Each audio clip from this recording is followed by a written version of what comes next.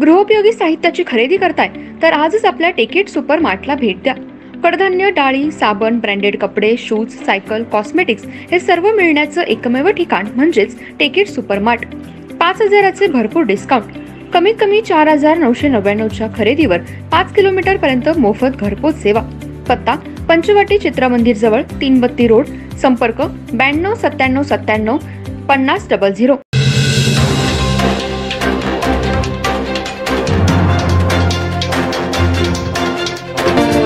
नमस्कार, मी तेजस्विनी मगदूम। एम मराठी मध्ये आपल्या सर्वांचं स्वागत आहे। पाहूया ठळक घडामोडी।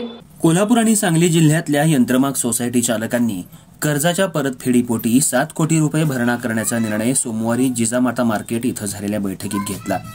त्या अनुषंगानं बैठकीतच 2 कोटी रुपये देण्यात आले, तर उर्वरित रक्कम 25 मार्चपर्यंत जमा करण्यात येणार आहे।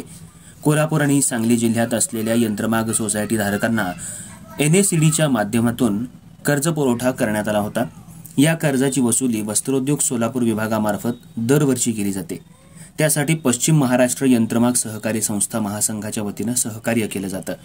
त्याच अनुषंगानं सोमवारी जिजामाता मार्केट इथं बैठक पार पडली।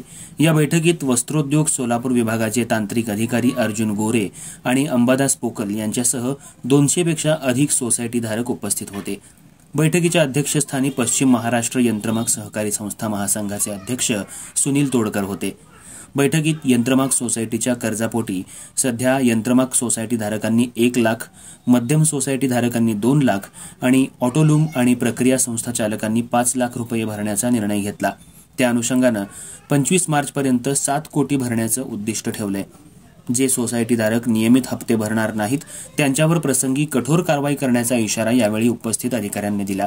यावेळी राज्य वस्त्रोद्योग महासंघाचे अध्यक्ष अशोक स्वामी यांनी राज्यातल्या कुक्कुटपालन आणि मत्स्य उत्पादन संस्थांसाठी एकरकमी परतफेड योजना राबवली जात आहे, त्याच धर्तीवर नियमितपणे कर्जफेड करणाऱ्या यंत्रमाग सोसायटी धारकांसाठी ही योजना राबवण्यात यावी अशी मागणी केली। यावेळी मेट्रो हायटेकचे सुरेशदादा पाटील, ओमजी पाटणी आदींनी मनोगत व्यक्त केली। बैठकीला धनराज खंडेलवाल, दिलीप मुथा, महेश पाटील, ऋषिकेश गौड, हारून पाणारी यांच्यासह 200हून अधिक यंत्रमाग सोसायटीचे सदस्य उपस्थित होते।